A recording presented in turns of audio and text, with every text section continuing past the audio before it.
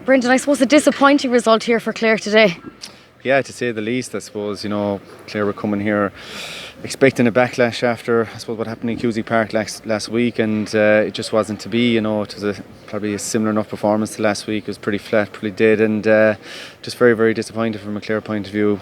And it's hard to see ourselves, getting back up for next week against Cork. But from a Clare point of view, I suppose we're still in the championship, and Limerick have to do us a favour next week and beat Tipperary, and then for us to beat Cork to stay in it. So look, it's not out of it yet, but just very, very disappointing. As a former player, can you see the mistakes that they're making out there? It's hard to pinpoint one or two because you're getting bet so comprehensively. But look, from a Limerick point of view today, they were absolutely awesome. They're tackling, their work rate.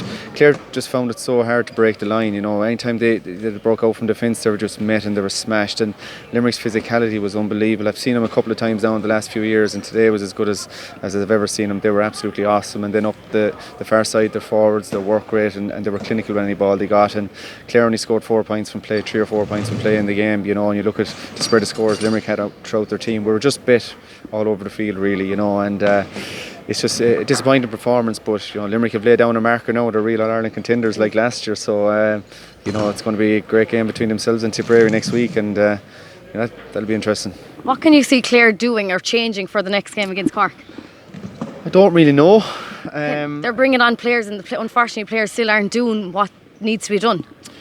Yeah, I suppose, but the strength and depth in the panel as well isn't as great as it was last year. We lost the likes of Conor McGrath, who was a serious player for us, and Conor's relatively young at the moment as well. And last year in games, you had Ian Galvin coming on as well, and he hasn't featured yet this year, through injury and whatnot. So the strength and depth, I don't think, is there, in comparison to the likes of Limerick. And you've seen Dan Morrissey coming on and Seamus Flanagan coming on, and these guys. And Limerick have a seriously strong panel, and it's hard to know what Clare.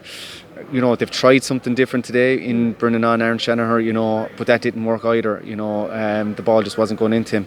In fairness to John Collin, the first half he worked really, really hard, and any ball that did go into him, he was having a great battle there with Sean Finn. He won a couple of frees, which we pointed from Peter Duggan. But it's hard to see where we can go back from here, being honest. I know it's a while ahead, but who can you see reaching that Munster final now? It's so unpredictable, the Munster Championship.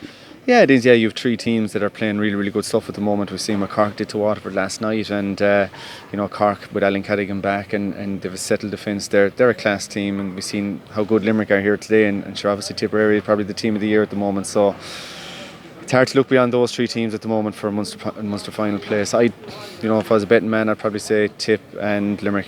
As a Clare man, is it possible for them to come out of Munster? Yeah, well, as I said, we're hoping Limerick will do us a favour and beat Tipperary next week, and then we have to beat Cork. If we do that, we're coming out of Munster. If Tip beat Limerick, we have to beat Cork by over 22 points, and that's not going to happen. So you're hoping Limerick will do us a favour, and we go and get a result and get a win in the park. Thanks very much, Brendan.